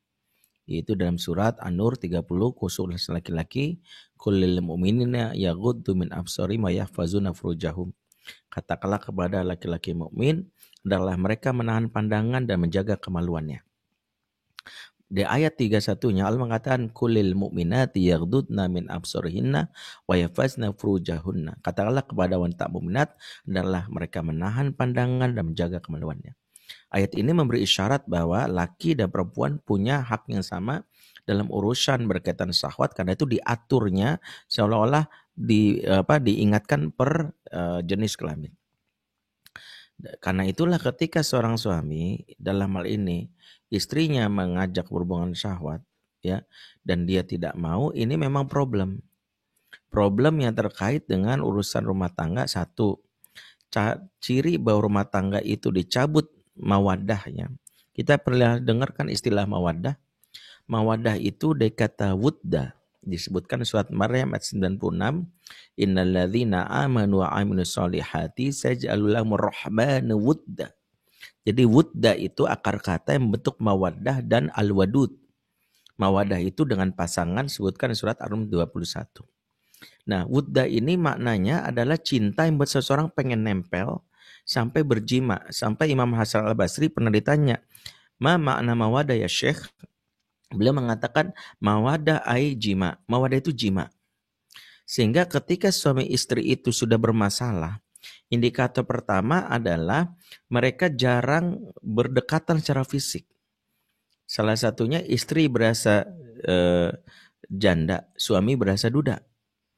Makanya ciri mawadah itu indikatornya tuh kebawaannya pengen nempel secara fisik. Mohon maaf, 20 tahun nikah, ibu kalau ke dapur masih dipepetin suami. Iseng banget nih, kena minyak, kamu tuh nakal. Itu tanda mawadah. Jadi kalau ibu masih ditoel-toel pipinya, mas nakal banget sih. Maaf ya, pantat ibu dipegang, itu mawadah. Mawadah itu keinginan untuk berdekatan secara fisik. Kalau kondangan, ibu masih gandengan tangan sama suami, itu bukan mau show off sama jomblo. Kita aja gandengan, situ enggak, bukan. Ini mawadah. Mawadah itu keinginan untuk berdekatan secara fisik. Bukan denganmu aku tenang, bukan. Makna mawadah itu lebih tepat, tanpamu aku tak nyaman. Sehingga kalau seseorang enggak ada pasangannya, rasanya itu separuh jiwaku pergi. Makanya tiba-tiba nyesek. Kamu kena corona, bukan pasanganku hilang. Itu. Jadi nggak semua orang nyesek itu karena corona. Bisa jadi nggak ada pasangan. Jadi itu yang namanya mawadah. Makanya mawadah itu keinginan nempel. Ibu sama suami naik angkot. Kemudian duduk di angkot berdua. Kemudian ibu bersandar di bahu suami. Ya. Kalau di bahu jalan kan dilarang. Ya. Kalau di bahu suami silakan. Nah itu mawadah. Mawadah itu keinginan untuk bersandar. Ya, ibu belanja di mall bergandengan tangan. Ya, kalau ini antara mawadah dan biar nggak keliaran kemana-mana. Tadi kan rumusnya suami gandeng itu biar langsung ke parkiran. Karena kalau nggak digandeng kan liar, bahaya gitu ya. Tadi niatnya rumah beli rinso pulangnya macam gitu ya, segunung. Gitu. Makanya digandeng biar langsung parkiran. Ini perpaduan antara romantis dan ekonomis. Ya. Jadi suami tahulah tipsnya kalau lagi di mall gitu ya. Itulah suami bisa sok romantis gitu, sayang gitu ya. Ini sebenarnya mengamankan isi dompet. Jadi ibu jangan GR sebenarnya. Gitu ya. Makanya percayalah para suami, jangan pernah membiarkan istrimu belanja sendirian. Kalau jangan pernah gitu ya. Temani gitu ya. Temani gitu ya. Gitu ya. Gitu ya. Karena itu ada tujuan hakikat yang menjaga supaya neraca keuangan tidak jebol. Jangan sampai IMF turun tangan mengatasi problem keuangan kita. Oke. Efek dari mawadah itu adalah berdekatan secara fisik, yaitu berhubungan. Jadi intinya kalau sudah nggak berhubungan, problem. Saya itu kalau masalah Pak Sutri itu pertanyaan standar yang saya tanya gini. Udah berapa lama nggak berhubungan intim? Kalau jawabannya adalah baru aja kemarin Ustadz. Baru aja seminggu yang lalu masih normal. Menandakan masih bisa perbaiki. Tapi kalau dia bilang udah ada kali Ustadz sebulan. Udah 2 bulan, 3 bulan bahaya. Bahaya. Apalagi kalau suami nggak berhubungan. Tanpa maksud suuzon ya, tapi pengalaman di lapangan, laki-laki itu syahwatnya itu kan dari makanan ya, produksi, menghasilkan sperma. Dia harus disalurkan, kalau dia nggak salurkan tuh bahaya. Makanya saya mengalami kalau suami nggak berhubungan sama istrinya, problem itu. Problemnya di suaminya gitu. Di suaminya. Kecuali ya kalau istrinya punya birahi yang tinggi, yang ya punya birahi yang tinggi, mungkin suami yang nggak sanggup. Tapi intinya ketika di dalam kondisi halal tidak perbaiki. Karena itu apa yang harus dilakukan? Maka komunikasikan. Kelelahan suami pun dikomunikasikan. Mungkin dalam hal ini bagaimana istri pun punya hak juga untuk mengatasi syahwatnya dia. Wallahualam bishawab. Terima kasih Fitri, insyaallah luar biasa. Mudah-mudahan bisa membantu kita ya untuk bisa menjadikan rumah tangga lebih harmonis lagi, lebih berdekatan. Ini ada pertanyaan yang nyambung, saat mungkin kebalikannya, saat kalau tadi kan yang satu rumah aja dia bisa nggak sejiwa, nih gimana yang ini saat pernikahan jarak jauh, jadi istrinya di mana, suaminya di mana. Nah ini LDR gitu. Yeah. Gitu saat. Yeah. Yang harus kita pahami, kesejiwaan itu bukan sekedar bangunan fisik yang menunjukkan dia. Ada kondisi kita terpisah tapi jiwa tertaut. Jiwa tertaut itu yang pertama adalah kondisi ketika Allah mengikat hati mereka disebabkan ikatan kita kepada Allah yang selalu dijaga. Maka yang harus kita pahami, ikatan hati itu enggak melulu karena teknis kita. Jadi enggak bisa mengandalkan ikatan hati cuman mengandalkan rayuan gitu. Bapak kamu Densus 88 ya. Kau tahu, saya kamu mendadak menyergap isi hatiku. Enggak begitu. Ya, itu muntah-muntah suami gitu, istri juga. Enggak begitu juga. Bapak kamu supir angkot ya. Kau tahu, soalnya kamu ngetem terus di hati aku. Enggak gitu juga. Suami istri itu terikat sejiwa itu bukan karena sekedar rayuan, tapi disebutkan surat Al-Anfal ayat 63, wa allafa baina qulubihim. Dialah Allah yang menyatukan hati mereka. Law anfaqta ma fil ardi jami'a ma allafta baina qulubihim walakinna Allah allafa bainahum. Kalau kamu mengumpulkan harta di muka bumi untuk menyatukan hati mereka, nggak bakalan bisa. Tapi Allah yang menyatukan hati. Maka kata kuncinya, yang menyatukan hati itu Allah. Sehingga dalam kondisi seperti ini, satu kita sadari rumah tangga kesejiwaan itu bukan harus dilalui harus serumah. Ada kondisi ketika tidak serumah karena beberapa pertimbangan, tapi hubungan kita dengan Allah terkoneksi. Karena ingat rumusnya, rumah tangga itu harus cinta segitiga. Cinta segitiga gini, set. Ini Allah paling puncak, ini kita, ini pasangan kita atau anggota keluarga kita. Semakin dekat dengan Allah, semakin dekat dengan pasangan. Semakin jauh dari Allah, semakin jauh. Makanya Nabi Ibrahim, salah satu yang dilakukannya adalah menjaga hubungan dengan Allah jauh dari istrinya. Sehingga yang perlu kita sepakati kalau LDRan, satu, mutaba'ah yaumiyah, evaluasi harian. Ada ibadah-ibadah yang kita jadikan checklist harian.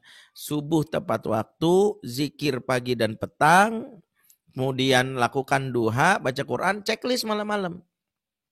Itu yang harus kita pahami. Karena ketika ini sudah mulai hilang, baca Quran sudah mulai jarang, setan masuk numpang.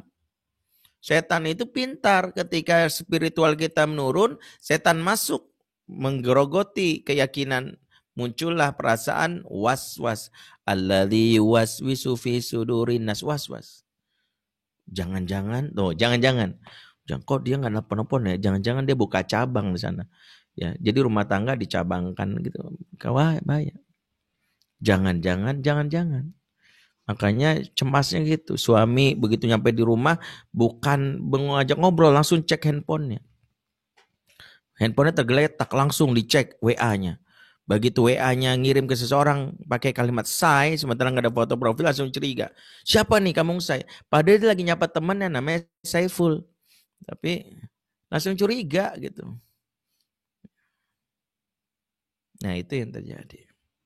Nah curiga itu dari mana? Makanya rumus pertama, jika jauh jarak maka berdekatlah dengan ikatan kepada Allah. Semakin dekat dengan Allah, semakin jarak itu tak bermasalah karena ikatan hati semakin kuat. Yang kedua, pahamilah kebutuhan dasar. Kalau disimpulkan, kebutuhan dasar laki-laki 2, kebutuhan dasar wanita 5. Waduh, banyakan wanita Ustadz. Emang ya. Wanita itu, kalau laki-laki kebutuhannya 2. Satu, kebutuhan seks. Makanya ini ada fikih mu'asyiroh dibahas Dr. Yusuf Qaradawi, bolehnya melakukan video seks lewat kepada pasangan. Itu dibahas oleh beliau. Dan para ulama-ulama kontemporer, Wahbah Zuhaili juga membolehkan dengan beberapa syarat. Tidak boleh ada kelihatan, tidak boleh di-save, ya. Pastikan juga pasangan tidak ada orang lain melihatnya, suara-suara yang dan harus menjaga setelah itu supaya dihapus, ya, karena khawatir jadi hal-hal yang tidak diinginkan. Boleh karena syahwatnya laki-laki tadi. Yang kedua adalah kebutuhan ego. Suami tidak ada di rumah, seorang istri harus paham bahwa laki-laki itu kebutuhan dirinya ego.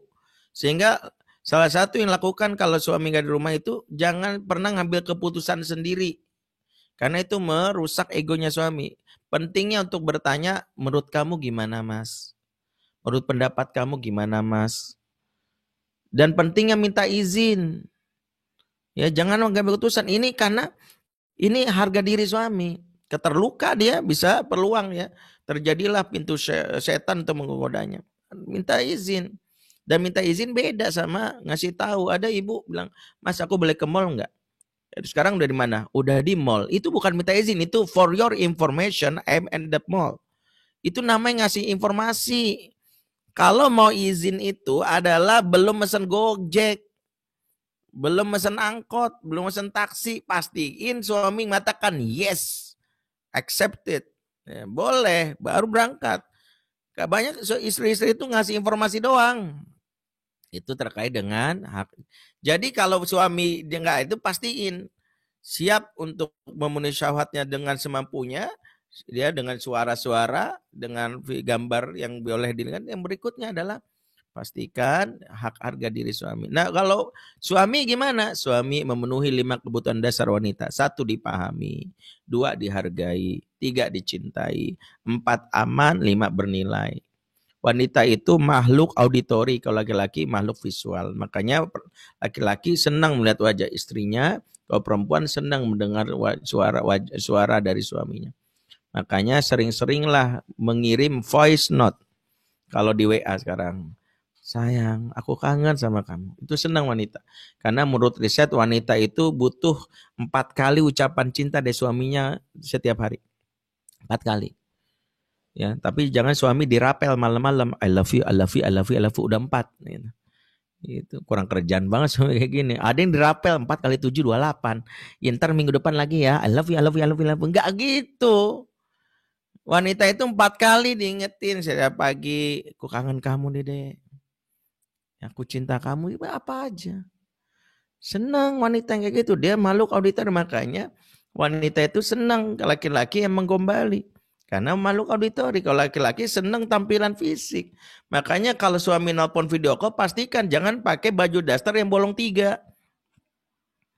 Yang itu ada gambar Tinky Winky, ada depuh gitu ya. Atau SpongeBob, suami muntah, nelpon tutup. Salah alamat gue. Kalau istri walaupun cuman video call, berhiaslah. Pentingnya istri berhias walaupun video call. Makanya dia bilang, Dek, nanti malam aku telepon. Kau udah tahu jadwal rutinnya suami nelpon itu berhias. Karena suami ini ngelihat dunia maya, dia melihat di IG itu banyak wanita-wanita yang berseliweran dengan tampilan menarik. Giliran dilihat tampilan istrinya di video call, ya Allah ya. Tampilannya pakai baju daster yang 10 tahun yang lalu dicuci, baru dikeluarin rendemannya hari ini. Jadi lusuh semua ya. Aduh ampun gitu ya. Make up-nya juga udah nggak jelas, berhias. Karena laki-laki makhluk visual. Nah itu seperti itu. Wallahu a'lam bishawab. Oke, insyaallah jazakallah khair. Jadi masyaallah luar biasa ya. Jadi bukan fisik ternyata patokannya ya Ustaz ya. Insyaallah. Nah ini waduh nggak kerasa nih udah 5:30 ini Ustaz. Masih banyak banget pertanyaan-pertanyaan yang masuk, juga yang raise hand juga ada beberapa orang. Gimana Ustaz? Masih bisa satu pertanyaan mungkin untuk yang boleh, satu lagi. Satu ya. Oke. Mohon maaf juga bagi yang belum berkesempatan untuk dijawab ya. Mungkin bisa lebih ini di sharing kelas kali ya Ustaz ya, kalau ini umum. Ini terbatas dan mohon maaf ya. Jadi kita pilih yang paling atas. Bu Harni ingin menyampaikan pertanyaan, Bu Harni.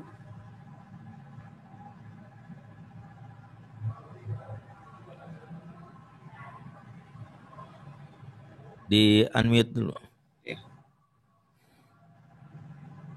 Bisa dibuka Pak? Oke, baik. Terima Baik, kasih. silakan Bu Harni. Ya, Assalamualaikum warahmatullahi wabarakatuh. Assalamualaikum warahmatullahi wabarakatuh. Alhamdulillah sore hari ini saya bisa ikut kajian Bapak Ustadz Bendri. Terakhir saya ikut itu waktu anak saya masih TK di Yarsi ya. Sekarang anak saya sudah SMP kelas 1 di pesantren. Alhamdulillah bisa ketemu tatap maya seperti ini dengan Pak Ustadz Bendri.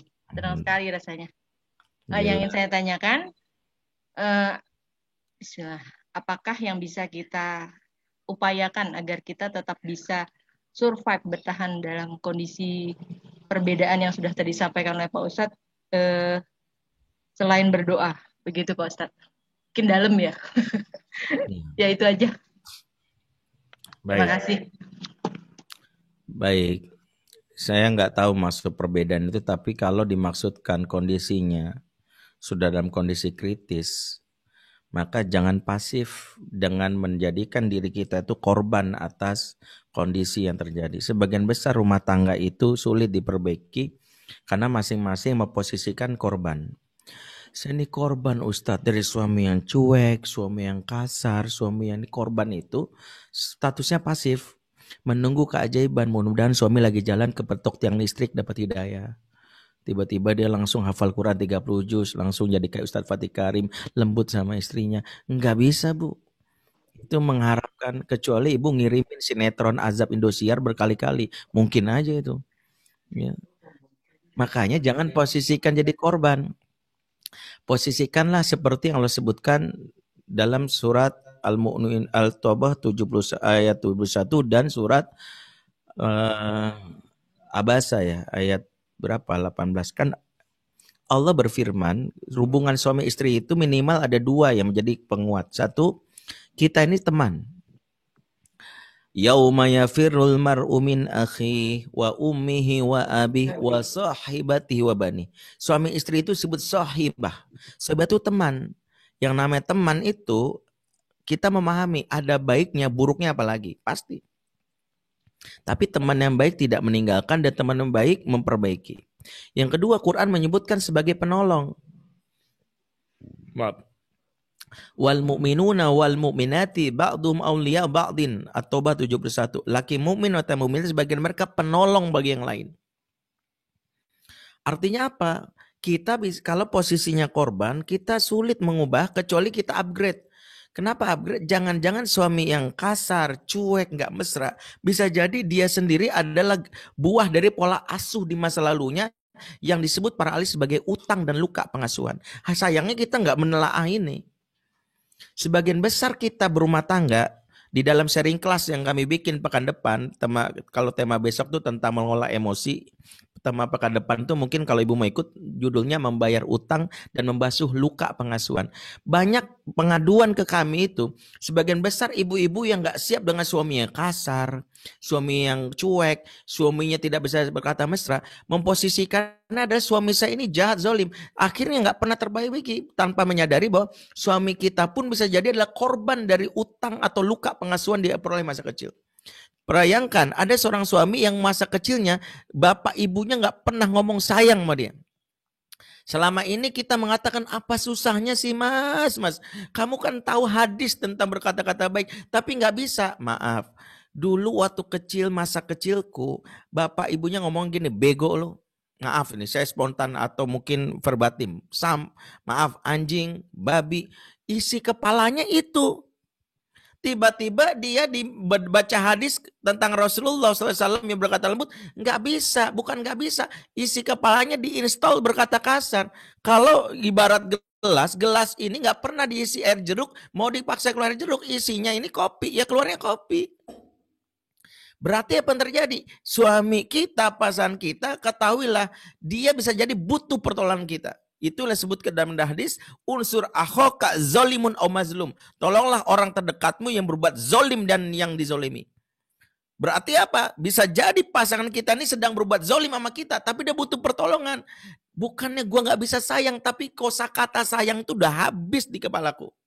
Aku tuh nggak bisa mengatakan itu. Kenapa? Dari kecil kekerasan, digebukin. Orang tuaku marah, akhirnya aku jadi orang pemarah. Ingat, ada warisan yang tidak sadar diwariskan dari turun-temurun selain hutang dan harta, namanya warisan kemarahan. Sehingga dia menjadi orang pemarah. Berarti apa? Maka jangan-jangan Allah menginginkan pernikahan itu engkau kunikahkan dengan dia, engkau punya peran lain, bukan untuk menjadi istri yang mendapatkan kemesraan dari suamimu. Engkau kunikahkan, kata Allah, sebagai juru selamat untuknya. Karena mungkin engkau bisa menyelamatkan dia yang selama ini mungkin gak pernah mendapatkan kasih sayang. Bisa jadi pasangan kita itu mengalami skin hunger. Apa tuh skin hunger? Orang yang gak pernah di pipinya diginiin sama ibunya. Ya Allah, lucu banget pipi anak mama.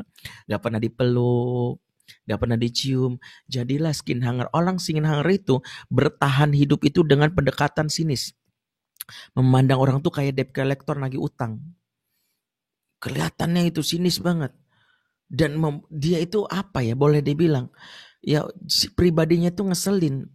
Juniper ya, julid nyinyir baper. Ini orangnya kayak gitu banget.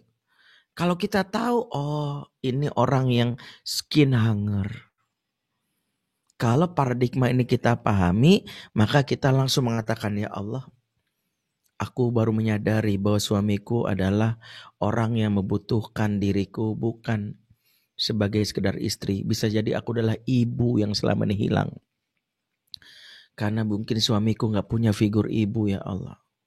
Suamiku gak punya figur ibu yang membuat dia menjadi pribadi yang tidak empati. Selama ini aku lupa, aku jadi istri aja. Makanya Seringkali kita komplain karena punya ekspektasi pernikahan. Banyak yang nanya ke saya, Ustadz, gimana caranya Ustadz membangun rumah tangga yang romantis, Ustadz? Jawabannya satu. Cara pertama membangun rumah tangga romantis, jangan pernah nonton drama Korea. Itu dulu. Karena drama Korea membuat ibu terpaku kepada gambaran laki-laki itu harus kayak dia tuh, yang pulang bawa bunga, yang ngajak makan di pinggir laut, sambil mengatakan belum tentu. Kita sudah terpaku. Akhirnya kita lupa bahwa perjalanan rumah tangga itu unik. Perjalanan rumah tangga itu unik. Bisa jadi rumah tangga kita nggak seperti si Fulan yang setiap jalan-jalan diposting. Ya Allah, enak banget istrinya ya. Lagi di Paris hari ini. Ya, makan siang di Paris, makan malam di Singapura. Pipis sebentar mampir ke Australia. Kan ada yang kayak gitu ya. Virtual doang sih. Kita langsung mikir, wow enak banget setiap ini posting sana. Lah saya ke Alfamart aja nggak bisa. Suami pelit banget. Suami ngajak Alpa aja perhitungan. Apa lagi ya. Kamu itu hidup itu dari Alpa ke Alpa, istighfar. Gitu. Jadi kadang-kadang ya Allah, kok punya suami kayak gini ya. Orang lain suaminya seromantis Song Joong-ki ya. Loh gue suami gue kayak Song Gokong. Lah gimana? Kayak gini amat punya suami ya Allah. Kalau kita memandangnya itu dari drama Korea, bablas tuh rumah tangga. Makanya matikan itu. Jalani kehidupan bahwa rumah tangga saya unik. Inilah jalan Allah. Jalan kehidupan itu dua. Kalau enggak jalannya Nabi Sulaiman, ada jalannya Nabi Ayub. Cuman dua itu doang. Jangan-jangan kita memang harus melalui fasenya Nabi Ayub. Di mana kadang-kadang tragisan. Karena itulah luruskan niat. Niatnya apa? Niatnya untuk ibadah. Ustadz, saya niat nikah untuk ibadah. Oke, kalau niatnya ibadah, pahami ibadah itu menagih dua hal. Satu, jika senang disyukuri, jika susah disabari.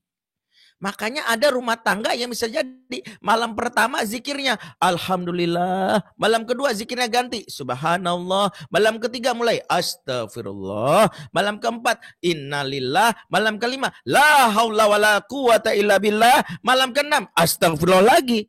Perasaan hamdalahnya gak balik-balik Ustadz, ya itu ibadah. Bisa jadi cuman malam pertama doang. Maka disinilah seorang Asiyah menemukan esensi ibadahnya. Bersuamikan Fir'aun, dia tetap bersabar. Karena dia tahu inilah jalan hidupku. Yang mungkin tidak di dunia aku mendapatkan kebahagiaan. Di akhirat dibangunkan istana megah. Makanya salah satu zikir yang dibaca bagi seorang wanita yang menghadapi suami tidak sesuai harapan, baca doanya Asiyah dalam surat At-Tahrim 11. Rabbi ibnili innaka baitan fil jannah. Ya Rabb, bangunkanlah di sisimu istana surga untukku. Ketika Asiyah mendapati suami seperti Fir'aun, dia sudah bilang gini, Asiyah tuh gak berpikir menggugat cerai Fir'aun. Ya karena ternyata disitulah ada hikmahnya. Ternyata kalau Asiyah menggugat cerai mungkin gak ada Nabi Musa. Karena Asiyah bertahan itulah Nabi Musa muncul. Kenapa? Karena Fir'aun sejahat-jahatnya masih mau mendengarkan nasihat istrinya minimal untuk menerima Musa di istananya. Sekiranya Asiyah menggugat cerai Fir'aun, maka mungkin Nabi Musa nggak mungkin diterima. Kenapa? Kalau Asiyah sudah jadi mantan, ingat kaidahnya, orang lebih sadis sama mantan. Begitu misalnya Asiyah udah jadi mantan nih, Mas, aku boleh nggak bawa semua? Wah, mantan gue nemu anak nih, habisin. Tuh, untung statusnya bukan mantan. Statusnya masih istri, resikonya dia nggak dapat kebahagiaan, tapi dia membuka jalan. Maka kadang ada rumah tangga yang kita jangan langsung bilang gini, lu mau aja sih bertahan sama suami kayak gitu. Hei, jangan menjadi salah satu orang yang menjadi tentaranya setan. Bisa jadi dia sudah menemukan esensi pernikahannya, kita belum. Bisa jadi dia sedang membangun batu bata kesabaran, hanya karena lisan kita rese merusaknya. Bisa jadi dia sudah bilang nggak apa-apa. Kita dengan enaknya bilang, kalau gue mau udah gue ceraiin suami kayak gitu. Mau sabar gimana? Hei, rumah tangga orang beda. Kalau situ gak sanggup, dia sanggup, biarkan dia. Makanya jangan intervensi. Kalau dia mau cerai ya sudah. Kalau dia gak cerai bersabar. Karena di antara kita ada orang-orang yang kadang-kadang menjadi jembatan setan untuk merusak rumah tangga orang lain. Contoh, ada seorang istri ya datang teman SMA-nya. gue jualan ini, lu mau beli produk gue nggak? Bagus banget iniannya, cicil deh. Nih mau misalnya motor atau apa, cicil deh 500.000 sebulan. Ya lu masa nggak bisa? Ya Allah, 500.000 sebulan gimana? Gue aja dikasih mas suami cuma 500.000 sebulan. Itu juga gue pepet banget ya, supaya irit ya, pagi minum energen sereal, siang makan oki jelly drink penunda lapar, malam minum promah kan gitu ya. Alhamdulillah masih bisa irit. Dan setiap bulan ya ada kartu BPJS ya, jadi gitu. Jadi kalau pingsan BPJS menanggung kan gitu. Ya, ini salah satu strategi hidup di zaman ini gitu ya. Jadi modalnya irit ya. Equi jelly drink itu 1.500, Energen cereal 1.000, promah 500, sehari 3.000. Sebulan 90.000. Dan BPJS itu 42.000 kelas 3. Jadi 90.000 tambah 42, 112.000. Alhamdulillah masih bisa hidup. Ya, tapi nggak tahu ya hidupnya gimana. Nah intinya gitu. Terus dengan PD-nya dia bilang, hah 500.000? Dikasih suami 500.000 sebulan? Mau aja lo. Kalau gua mau gue minta cerai kali. Disinilah setannya. Awalnya dia udah bersyukur tuh. Dia bisa bilang gini, tapi nggak apa-apa, alhamdulillah suami gue yang penting setia, dia yang penting nggak macam-macam. Kalau pulang dia masih ini. Gara-gara omongan kita, tiba-tiba suami pulang dia ngomong gini, aku kalau begini terus nggak sanggup deh mas. 500.000 bayangin di zaman gini loh, 500.000. Ya bayangin Sandiaga Uno 500.000 itu kembalian Indomaretnya dia. Gitu kita udah ngomong itu gara-gara itu suami bingung, kok kamu jadi gitu, kemarin kamu sabar, nggak aku mencerai. Maka orang inilah jadi tentaranya setan. Kembali jalan hidup manusia menjadi rumah tangga itu unik. Maka yang paling penting terimalah ini paket pernikahan kita. Jadi kalau ini sudah pahami, maka yang utama adalah mulailah memposisikan diri, jangan lagi jadi korban.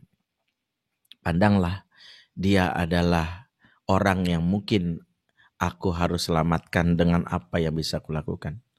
Bagaimana caranya? Ibu mungkin bisa mengikuti sharing kelas pekan depan.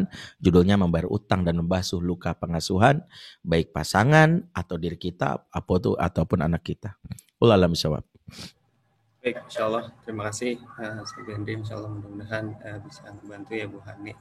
Mungkin karena sudah lewat ya, insyaallah hampir 15 menit, juga sebagian kita udah persiapan maghrib, mungkin bisa ditutup Ustaz sekaligus dengan doa, mudah-mudahan menambah keberkahan majelis taklim kita pada sore hari ini. Baik, Bapak Ibu majelis cinta Quran milakan Allah, kita akan ketemu, saya nggak tahu jadwalnya, nanti mungkin diinformasikan setiap Selasa sore insyaallah. Selasa sore ya, nanti lihat nanti jadwalnya. Kita tutup dengan doa bersama-sama. A'udzubillahi minasyaitonirrajim. Bismillahirrahmanirrahim. Alhamdulillahirabbil alamin. Hamdan syakirin, hamdan na'imin. Hamdan yafi ni'amahu wa yukafi mazidah. Ya Rabbana lakal hamdu kaman bagi li jalal wajhikal karim wa azim sultanik. Allahumma shalli ala sayyidina Muhammad wa ala sayyidina Muhammad. Ya Allah, ya Rabb. Sungguh kami mohon ampun ya Rabb. Mungkin kami banyak berkeluh kesah ya Rabbana, sementara nikmat-Mu sedemikian banyak, kami kadang melupakan ya Rabb. Kami di sore hari ini hadir dalam majelis untuk mengokohkan keluarga kami. Kami tahu tidak ada satupun keluarga yang ideal, pasangannya sempurna. Tapi izinkan kami ya Rabbana untuk bisa mengokohkan keluarga kami agar jangan jadi santapan empuk syaitan sehingga tercerai berailah ya Rabb. Saat ini jika di antara kami sudah tidak terkoneksi dengan pasangan anggota keluarga yang lain, maka sambungkan ya Rabbana. Kuatkanlah ikatan hati kami, hubungkanlah di rumah kami agar serumah dan sejiwa, agar timbul lagi yang namanya senyum dan tawa sebagai indikator rumah surga dan rumah kami. Ya Rabbana, sungguh kami berharap bahwa kami ingin masuk surga sekeluarga bersama pasangan kami, anak keturunan kami, dengan bapak, ibu dan mertua kami, dan izinkan kami di akhirat berjumpa dengan Rasulullah SAW. Ya Rabbana, kami tidak ada yang kami inginkan kecuali di akhirat nanti kami mendapatkan kemuliaan, bisa melihat wajah-Mu yang indah dan pesona. Izinkan kami di selama hidup membekali diri kami dengan iman dan takwa, dan mohon ya Rabb agar wafatkan kami dalam keadaan husnul khatimah. Ampunilah kami ya Rabb Dan kami berlindung kepadamu dari kematian yang hina. Jangan sampai kami mati dalam keadaan membawa dosa, membawa kezaliman yang kami lakukan. Jangan sampai kami mati dalam keadaan melakukan maksiat. Ya Rabbana, kami berlindung kepadamu dari su'ul khotimah. Rabbana atina min ladunka rahmah wa hayyi' lana min amrina rasyada. Rabbana hab lana min azwajina wa dzurriyyatina qurrata a'yun waj'alna lil muttaqina imama. Rabbana fil lana wa li walidina warhamhum kama rabbawna shighara. Rabbana atina fid dunya hasanah wa fil akhirati hasanah wa qina adzabannar. Subhana rabbika rabbil izzati amma yasifun, salamun alal mursalin, walhamdulillahirabbil alamin. Afa minkum subhanakallahumma bihamdik asyhadu an la ilaha illa anta astaghfiruka wa atubu ilaik. Assalamualaikum warahmatullahi wabarakatuh. Waalaikumsalam warahmatullahi wabarakatuh.